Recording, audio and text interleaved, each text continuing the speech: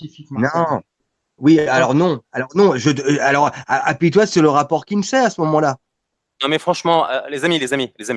Lazaret, 2 minutes, s'il te plaît. Ouais, Franchement, j'en ai un ouais. petit peu marre de Là, le niveau, il a vraiment baissé. C'est pas un niveau qui m'intéresse. Ok.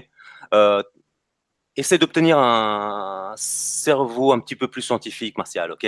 Parce que franchement, des insertions pareilles, franchement, c'est tellement illogique. En fait, j'ai même plus envie de discuter avec toi. Là, sincèrement, ce soir, là, Martial, merci d'être passé sur ma chaîne. On se voit plus tard, mais j'ai envie de discuter avec les locaux, Fabien, notre ami. Ça suffit, Fabien. Martial. Donc, je te dis à bientôt. Merci d'être passé. Et puis, à la prochaine. Ok? Il n'y a pas de souci.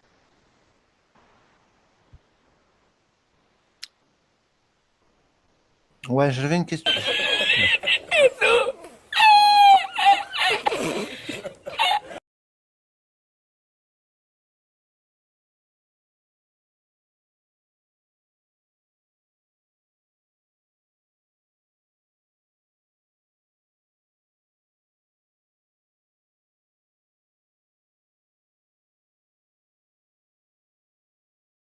Temps des réprimandes va arriver, donc on commence déjà à avoir d'ailleurs un certain nombre de tribus kurdes qui retournent dans le giron des SA parce qu'ils savent que sinon ça va être un massacre pour eux.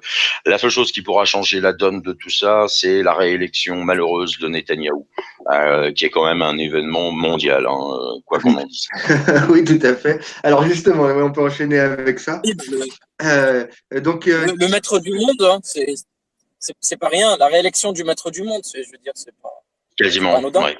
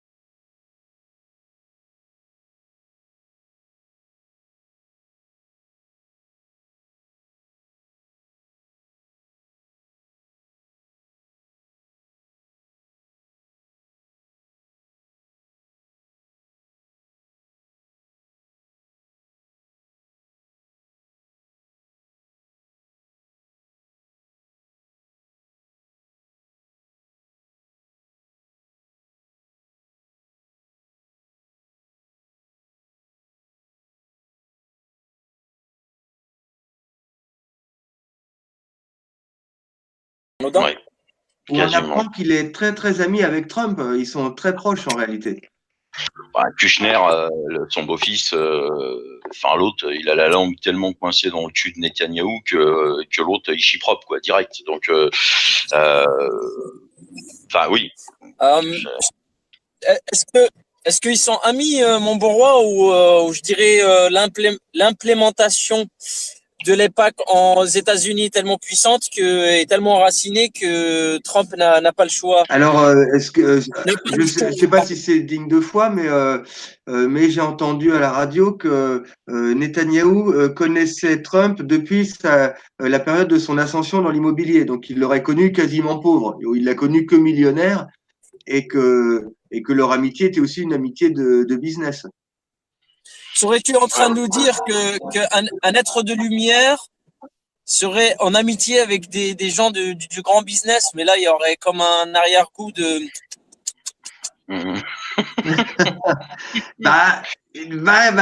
Disons que je ne sais pas qui commande à qui, hein, même si j'ai ma petite idée.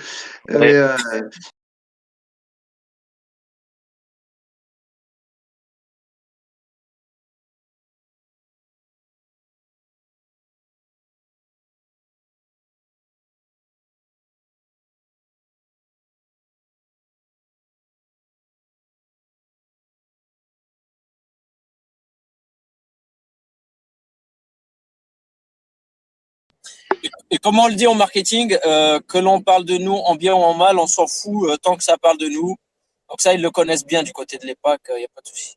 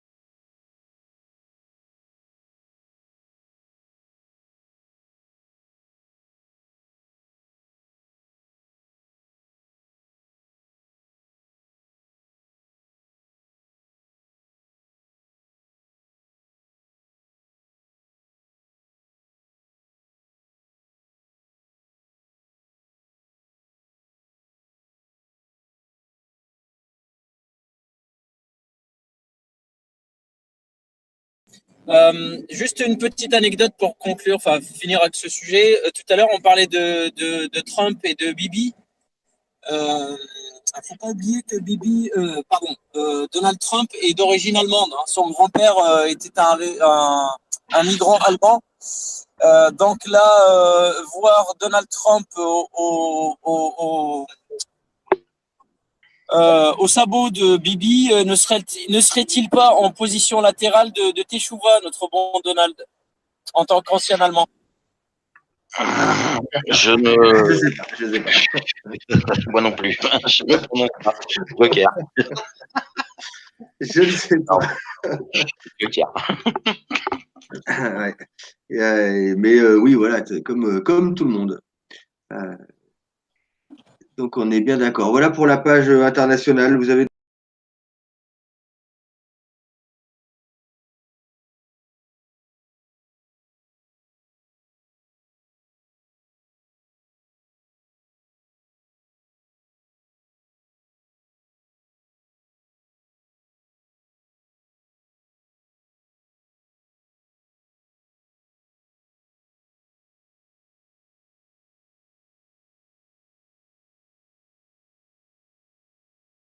va falloir que les gens choisissent leur camp. Alors, est-ce qu'on obtiendra la théorie que je défends depuis un certain temps, un scinement, à savoir dans l'espèce, c'est-à-dire qu'il y aura une partie de l'espèce qui partira vers le nouvel ordre mondial vendu par les sionistes et une partie qui va refuser et qui va s'organiser autrement, ou est-ce qu'on va partir vers un conflit civil, mais à l'échelle mondiale, parce que ça peut être une guerre civile à l'échelle mondiale, je ne sais pas. Mais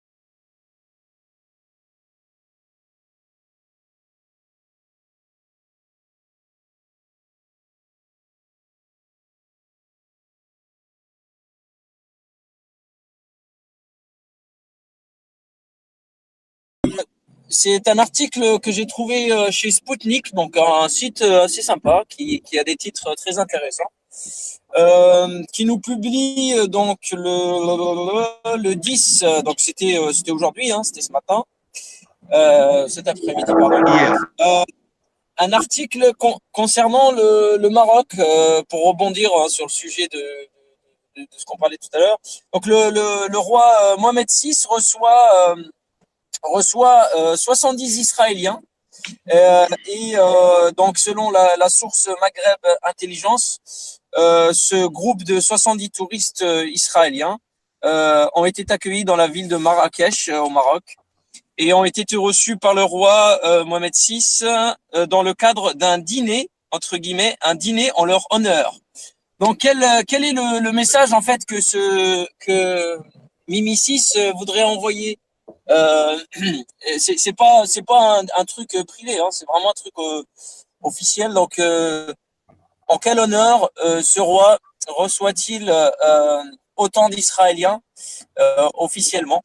Alors, ne serait-il pas un message envoyé à leurs voisins algériens qui, les connaissant très frileux de l'entité dans laquelle s'est établie en Palestine, hein, cette tumeur internationale qui est appelée Israël. Donc, quel message voudrait-il envoyer? Voilà.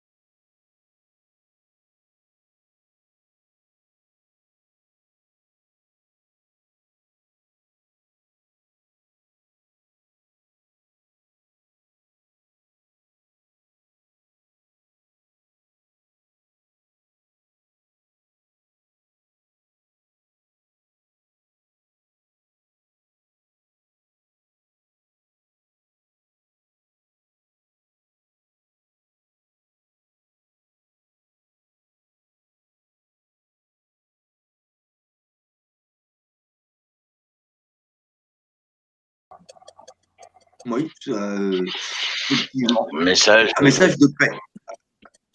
D'ailleurs, on en revient à ce que je disais tout à l'heure, hein, c'est-à-dire l'Algérie, comme je disais, n'a pas du tout envie justement de voir un espèce de grand Israël démarrer comme ça de Tel Aviv jusqu'au Maroc, puisque maintenant les Égyptiens ont fait leurs allégeances.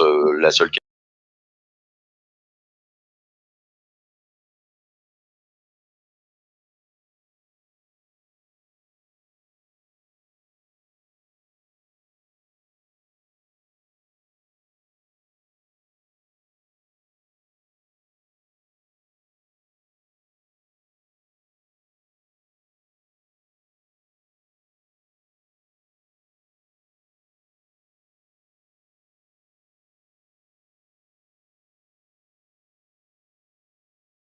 effectivement, c'est ce qui se passe sur la partie complètement est, avec Djibouti, l'Éthiopie, Somalie, Érythrée, toute cette zone-là qui est encore très instable. Mais imaginons qu'elle bascule totalement vers l'OTAN. Hein.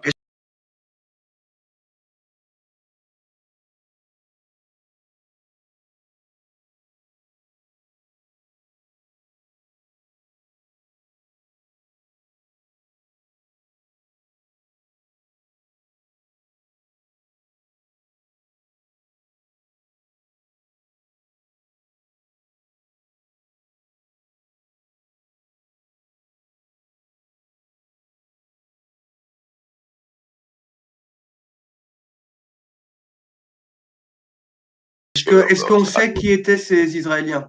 Question de Éric Pérou. C'était de l'opposition ou pas?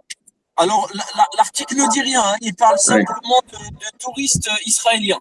Voilà, touristes israéliens venus au Maroc. Rien de plus. Alors, que sont-ils venus faire en tant que touristes? Ça, j'ai pas envie de poser d'autres questions. Ça va déborder. Ça risque de déborder. Contiens-toi, mon général, contiens-toi. Parce que le Maroc est très connu, hein, comme pays touristique au niveau international. Avant, c'était la Thaïlande qui était numéro 1. Maintenant, ça fait déjà quelques années, hein, que le Maroc a délogé cette place de pays touristique numéro 1. Mmh. Ouais.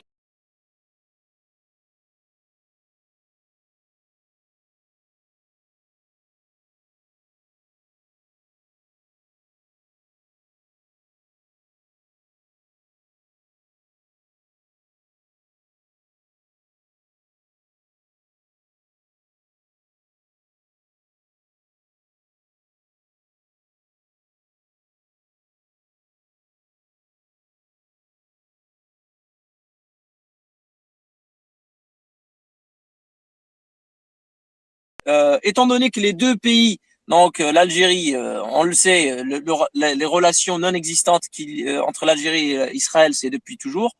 Et l'Afrique du Sud on va dire, un passé assez fumeux, sans mauvais jeu de mots, avec Israël, puisque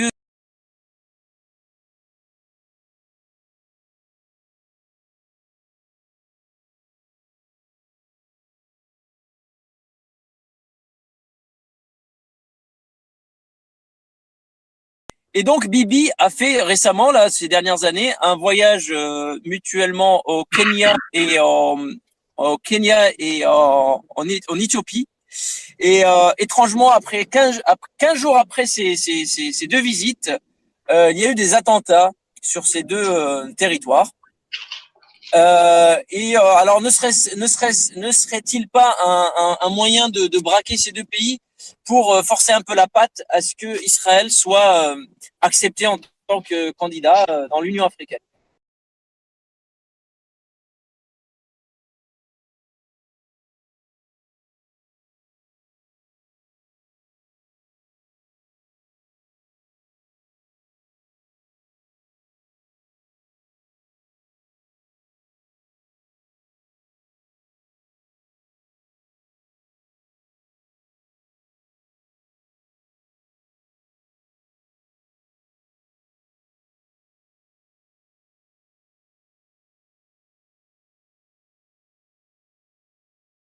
Voilà, aujourd'hui, le Maroc, en faisant, enfin, le roi, hein, je parle du roi, en acceptant comme ça 70 Israéliens, ne serait-il pas un coup de pied comme ça dans la fourmilière pour dire, voilà, nous, on reconnaît cet État et on l'accepterait, pourquoi pas, dans la fameuse Union africaine?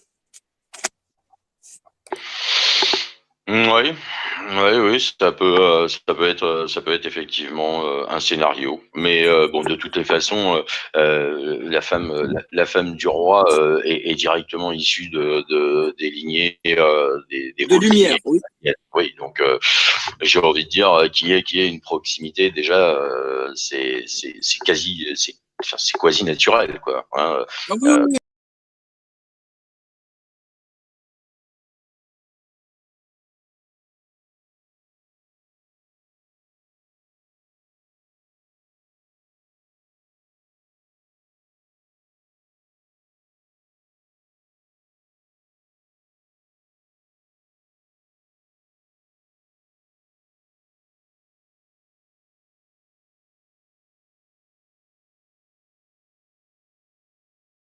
Bah, de toute façon, celui qui dirige aujourd'hui dans l'ombre le Maroc, on le sait très bien, c'est pas le roi. Enfin, si on peut appeler le roi, parce que c'est vrai qu'aujourd'hui, avec la LGBTQ, tous les sexes et toutes les sexualités sont acceptées.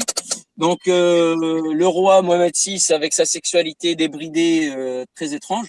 Celui qui dirige le pays, c'est Monsieur Azoulay, hein, père de la fameuse Azoulay, tant connue en France. Et toute la communauté de Lumière. Donc, on sait que le Maroc, de tout temps, ça a été une succursale à aussi bien la France qu'Israël. Oui, ouais, tout à fait. Voilà. Merci, frère Tuck, de valider mes dires.